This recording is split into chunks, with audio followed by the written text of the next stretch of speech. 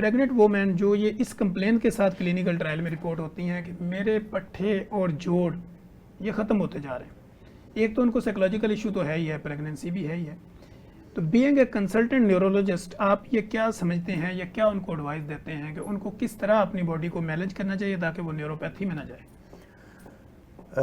देखें, सबसे पहले तो जो आगे भी बात की कि मल्टीविटामिन्स जो उन्हें शुरू करवाए जाते हैं ना, कैल्शियम सप्लीमेंट्स, वो उनको बड़े रूटीनली लेने चाहिए। और दूसरी डाइटरी मॉडिफिकेशंस, ठीक, ये दो चीज़ें हैं। और तीसरी चीज़ ये कि जो ये हमारा एक बना हुआ है कि जो प्रेगनेंसी है और मैंने लेटे ही रहना है, ये काम नहीं होना चाहिए। ठीक, अगर मशीन चलती रहेगी तो ठीक रहेगी, नहीं तो उसको जंग लग जाएगा। ठीक है, तो जिस भी स्टेट में हो। दूसरी बात ये तो एक नॉन फैक्टर है कि जो नया बच्चा पैदा होना है डेफिनेटली माँ की हड्डियों से ही पैदा होना है, माँ के खून से ही पैदा होना है। कोई वजह है माँ की इतनी अजमत है, बिल्कुल ऐसे। तो वो कमज़ोरी तो होती है डेफिनेटली, इसमें ऐसी बात नहीं है। माँ का खून से बन रहा है बच्चा, हर चीज़ जो डेवलपमेंट है वो एक पूरा का पूरा इंसान बन रहा है एक इंसान के अंदर से, तो कमज़ोरी तो उसमें एक नेचुरल चीज़ है। ठीक, तो उसके लिए बड़ी टारगेटेड डाइट्स जो हैं वो उनको जो भी प्रेस्क्राइब की जाती हैं वो बहुत ज़रूरी हैं उनके लिए। और एक बैलेंस डाइट, ये नहीं कि वो सिर्फ जंक फूड ही खाते रहें कि मैं खाना तो खा रही हूँ ना, या चावल ही खाते रहें कि मैं हर चीज़ की मिकदार जो है, विटामिन्स, मिनरल्स, प्रोटीन, कार्बोहाइड्रेट्स, हर चीज़ की ज़रूरत होती है। ठीक। डॉक्टर साहब, जैसे कि डॉक्टर साहब ने बताया कि लोग जो है ना वो ऐसी चीज़ें खाते रहते हैं, और हमारे यहाँ लोगों को ना एक कैलोरी काउंट का सिस्टम आ गया, ये नहीं पता है कि कौन सी कैलोरीज कब लेनी है और किस वक्त लेनी है। ज़्यादातर मैं अपने क्लिनिकल ट्रायल में जब पेशेंट आता है ना तो वो कहता है सर मैं ये भी सर्च करके आया हूँ, ये भी। मैं उसको कहता हूँ आप तो गूगलोपैथिक डॉक्टर हैं, मेरे पास क्या लेना है, इलाज भी आप गूगल से कर लें। तो डॉक्टर का देखना और होता है, जैसे अब हम ये डिस्कशन कर रहे हैं तो ये पेशेंट टू पेशेंट वेरी करेगा, ये सबके ऊपर एक जैसी इसकी इम्प्लीमेंटेशन नहीं होगी। तो डॉक्टर साहब, प्रेग्नेंट वोमेन की जैसे आपने बात की, उनकी टेस्टिंग की बात की, अल्ट्रासाउंड की आपने बात की, इस दौरान में हम ये देखते हैं कि ऐसी पेशेंट भी रिपोर्ट होती हैं जिनको प्रेगनेंसी के दौरान ब्लीडिंग होती रहती है, इसकी काज क्या होती है? प्रेगनेंसी के दौरान ब्लीडिंग की 2-3 बड़ी कॉमन कॉजेज़ हैं। सबसे पहले तो ये कि जो हम कहते हैं प्लेसेंटा की डेवलपमेंट जो है वो यूट्रस के लोअर पार्ट में अगर होने लग जाए तो फिर वो डेवलपमेंट अगर होते होते बीच में कई दफ़ा वो थोड़ा सा सेपरेट हो जाता है, तो अर्ली प्रेगनेंसी में थोड़ी स्पॉटिंग हो सकती है, ब्लीडिंग हो सकती है। ये प्रेगनेंसी के एंड तक भी कुछ लोगों को चल सकती है अगर प्लेसेंटा हमारा लोअर सेगमेंट में है, प्रीविया प्लेसेंटा प्रीविया है। कई दफ़ा सडनली कभी ट्रॉमा से या किसी ब्लड प्रेशर ज़्यादा होने की वजह से भी प्लेसेंटा जो है वो सेपरेट होना शुरू हो जाता है, वो भी ब्लीडिंग होती है, उसे हम अपनी मेडिकल टर्म्स में अब्रप्शन बोलते हैं। ठीक है, वो एक रीज़न हो सकती है। कई दफ़ा जो है लोकल कॉजेज़ हैं कि यूट्रस के मुंह के ऊपर कोई ऐसा ज़ख़म बना हुआ है या पॉलिप है, उससे भी हल्की हल्की ब्लीडिंग हो सकती है। तो जब भी ब्लीडिंग हो हमेशा खतरनाक समझना चाहिए और फ़ौरन गायनोकोलॉजिस्ट के पास जाना चाहिए ताकि जो भी रीज़न है वो आइडेंटिफाई हो जाए, और अगर अर्ली डायग्नोसिस और अर्ली ट्रीटमेंट हो जाए तो चीज़ें बहुत आसान हो जाती हैं। अगर हम इसको कॉम्प्लिकेट कर लें तो कई दफ़ा ये pre term birth, early delivery या मिसकैरेज में भी एंड हो जाती हैं। ठीक हो गया। तो डॉक्टर साहब, इसमें गैर ज़रूरी तौर पे मेडिसिन का इस्तेमाल भी आपकी प्रेगनेंसी को नुकसान पहुंचा सकता है? हाँ, हम लोग कोशिश करते हैं कि कोई भी मेडिसिन पेशेंट को ना दें जब तक वेल इंडिकेटेड ना हो। इवन हम पेशेंट गला ख़राब, ज़ुकाम, खांसी के साथ भी आता है और कहते हैं जी कोई ट्रीटमेंट दें, तो कोशिश यही होती है कि लाइफस्टाइल मॉडिफिकेशन या स्टीम या सिंपलर मेडिसिन के साथ उसे ट्रीट कर दिया जाए, एंटीबायोटिक ना दी जाए, पेन किलर्स उस तरह ना दिए जाए, क्योंकि ये सब चीज़ें जो है किसी ना किसी तरह पे अर्ली प्रेगनेंसी में या थ्रू आउट प्रेगनेंसी बेबी के ऊपर किसी ना किसी तरह एक्ट कर सकती हैं। और कुछ ड्रग्स तो बिल्कुल मना है प्रेगनेंसी में, जो हम अपने तौर पे ही खुद ही मेडिकल स्टोर से ख़रीद के खुद ही से खा लेते हैं, जो बाद में पता चलता है ये तो लेने की इजाज़त ही नहीं है प्रेगनेंसी में। ठीक है। अच्छा सर जी, हमने ये देखा है कि एक तो वेट गेन वाले बंदों को तो ये मसला होता है, लेकिन नॉर्मल बंदे जिनका वेट भी मैनेज होता है, प्रॉपर वो रेगुलर एक्सरसाइज और वॉक भी कर रहे होते हैं, लेकिन ऐसी कंडीशन के अंदर भी उनकी बॉडी फ्रेश नहीं रहती या उनके जो नर्व सिस्टम है वो उस तरह एक्टिवेट नहीं होता, तो इसकी काज और वजूहात क्या है?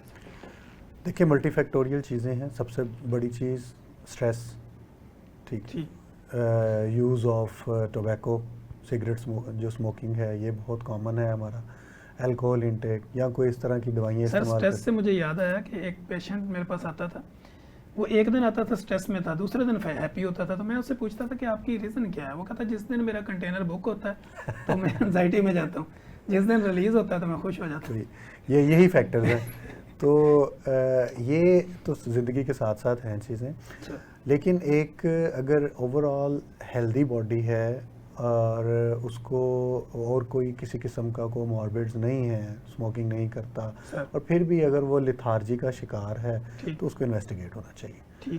ठीक है, इसमें बहुत सारी रीजंस होती हैं, हाइपोथायराइडिज्म हो सकता है या कोई और बीमारी को न्यूरोलॉजिकल डिसऑर्डर हो सकता है, ज़्यादातर मेटाबॉलिक होते हैं, हार्मोनल इन्वेस्टिगेशन भी हार्मोनल इन्वेस्टिगेशन होनी चाहिए, उसमें आप देखें उसको डायबिटीज़ ही ना हो सर। ठीक है, तो ये इस तरह नहीं होता कि एक ओवरऑल वेल बिल्ड हेल्दी ठीक है लेकिन प्रॉब्लम भी है, ठीक है लेकिन प्रॉब्लम है, ठीक। तो चीज़ें जैसे हम देख रहे होते हैं ना क्लिनिक पे, बंदा भी ठीक है, रिपोर्टें भी ठीक हैं, लेकिन रिजल्ट उसका जो है ना वो ठीक नहीं आ रहा, बंदा मेंटली ठीक नहीं है, उसका फिर कंटेनर फंसा होगा। अच्छा सर, नर्व सिस्टम के लिए जैसे हम देखते हैं कि पट्टे अगर कमज़ोर हैं, दर्दें रहती हैं, तो इसमें अगर इन्वेस्टिगेशन की तरफ हम जाएं तो क्या ऐसी इन्वेस्टिगेशन करवानी चाहिए जिससे ये पता चल सके कि वजूहात क्या है? देखिए, कोई हार्ड एंड फास्ट इन्वेस्टिगेशन नहीं होती, ये पेशेंट के एग्जामिनेशन पे डिपेंडेंट होती हैं, और उसकी जब आप पेशेंट को देखते हैं, आप उसमें कोई न्यूरोलॉजिकल एग्जामिनेशन के बाद कोई फाइंडिंग्स देखते हैं, उसकी पर्टिनेंट इन्वेस्टिगेशंस होती हैं कि आपने क्या करवाना है। किसी की एमआरआई करवानी पड़ती है, किसी का सीटी करवाना पड़ता है, किसी की नर्व कंडक्शन स्टडीज़ करवानी पड़ती हैं, किसी में आप serum calcium, serum magnesium, serum copper level करवाते हैं। तो ये पेशेंट टू पेशेंट वेरी करता है, ये कोई हार्ड एंड फास्ट नहीं है कि जी एक पेशेंट को विदाउट कंसल्टेशन आप नहीं करवा सकते। नो, विदाउट आप एग्जामिनेशन ये कह ही नहीं सकते कि जी ये आपने इन्वेस्टिगेशन करवाएंगे तो आपको पता चल जाएगा कि यही बीमारी है। ठीक, ये वो गूगल डॉक्टर, गूगलोपैथिक डॉक्टर। अच्छा सर, हमने ये देखा है कि फीमेल हमारे पास आती हैं, सीरम आयरन लेवल उन्होंने चेक करवाया होता है और सीबीसी टेस्ट करवा के एचबी का लेवल कम होता है, तो वो ये कह रही होती है कि इनकी वजह से मेरे पट्टे कमज़ोर हैं। इसमें रियलिटी क्या? बहुत ज़्यादा रियलिटी है। ज़ाहिर बात है कि एनीमिक पेशेंट है तो उसका ओवरऑल बॉडी जो है वो रिस्पॉन्स उस तरह का नहीं होगा जो एक हेल्दी बच्चे। वो थोड़ा सा चलेंगी, थक जाएंगी, सांस में उन्हें तकलीफ़ होगी, ओवरऑल एक डिप्रेशन का शिकार होंगी, लिथार्जी, मेंटल रिटार्डेशन, फिर इस तरह इसके जो आगे न्यू बॉर्न है उसके ऊपर बहुत ज़्यादा साइड इफ़ेक्ट्स होते हैं। वो प्री मैच्योर हो सकता है, प्री टर्म हो सकता है, उसका IUGR हो सकता है, तो माँ को बिल्ड करना बहुत ज़्यादा ज़रूरी है। और ये हमारा ये एक ऐसा फैक्टर, जिस तरह वेस्ट की किताबें देखें तो उनमें एनीमिया ख़त्म कर दिया गया है, ठीक है, लेकिन हमारा ये साउथ एशिया स्पेशली जो है, यहाँ पे तो एनीमिया सबसे बड़ी बीमारी है। ठीक, इट्स लाइक अ पेंडेमिक। बिल्कुल ऐसे ही है। डॉक्टर साहब, फोलिक एसिड की एग्जैक्ट डोज क्या होनी चाहिए? फॉलिक एसिड की प्री प्रेगनेंसी डोज है 400 माइक्रोग्राम्स। ठीक। और थ्रू आउट प्रेगनेंसी कुछ लोगों को लेनी पड़ती है और कुछ लोगों को प्रेगनेंसी के से 3 महीने पहले से लेके फर्स्ट 3 मंथ्स ऑफ प्रेगनेंसी लेनी चाहिए। ठीक है। लेकिन अगर वो डायबिटिक हैं, उनको उनकी पिछली प्रेगनेंसी में कोई बच्चे को दिमागी रीढ़ की हड्डी का कोई मसला था जिसको न्यूरल ट्यूब डिफेक्ट बोलते हैं, या उन्हें मिर्गी है और वो मिर्गी की दवाइयाँ खाती हैं, या कुछ खास दवाइयों पे हैं, तो ये वाला जो फॉलिक एसिड है थ्रू आउट प्रेगनेंसी चलता है और इसकी डोज भी हायर होती है, जो कि है 5 mg, जो हमें एक रूटीनली कॉमनली, हाँ जी, वो सबसे अच्छी और सबसे सस्ती वही है।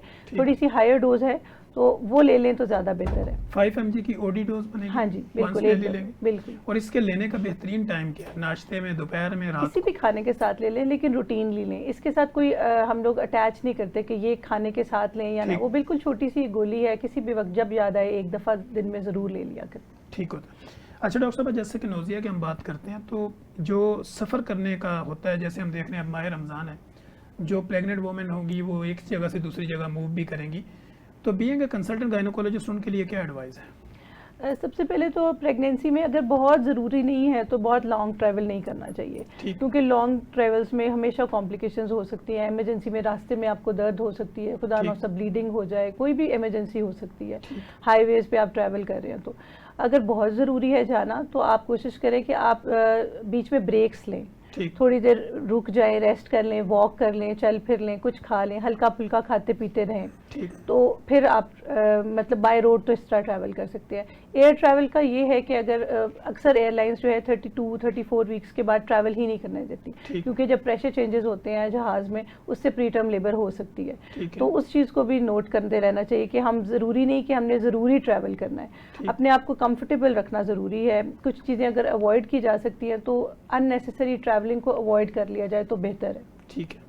और जैसे डॉक्टर साहब ने कहा कि फिजिकल एक्टिविटी जो होती है, तो हामला औरतों को कब से जो है वो फिजिकल एक्टिविटी अपनी कंटिन्यू करनी चाहिए? हामला औरतों को लगातार फिजिकल एक्टिविटी कंटिन्यू ही करनी चाहिए। ठीक। कोई बहुत कम इंडिकेशंस हैं जब हम पेशेंट्स को कंप्लीट बेड रेस्ट एडवाइस कर देते ठीक। हैं। जैसे मैंने अभी बात की, प्लेसेंटा प्रीविया है, अवल नीचे और पेशेंट को ब्लीडिंग होती है, ठीक। उस सूरत में, या वक्त से पहले बार बार दर्दें लग रही हैं, उस सूरत में हम कहते हैं कि आप बेड रेस्ट करें। वरना हमने कभी भी नहीं कहा कि आप बिल्कुल बेड पे लेट जाएं और उठे ना, ये ज़्यादा डेंजरस है। अगर हम बिल्कुल बेड रेस्ट पे भेज देंगे तो ब्लड क्लॉट्स टांगों में और किसी भी जिस्म के हिस्से में जमने के चांसेस बहुत ज़्यादा हो जाते हैं प्रेगनेंसी में। ठीक है। तो रूटीन एक्टिविटी में रहें तो बेहतर है, बल्कि थोड़ी बहुत एक्सरसाइज ऐड करें ठीक। ताकि आप जितनी फिजिकली एक्टिव हों और फिर आगे जाके जब हम, जैसे हम सब कहते हैं कि नॉर्मल डिलीवरी हो जाए, जितनी वो फिजिकली एक्टिव होंगी उतनी ही उनकी बॉडी नॉर्मल डिलीवरी के लिए रेडी होगी।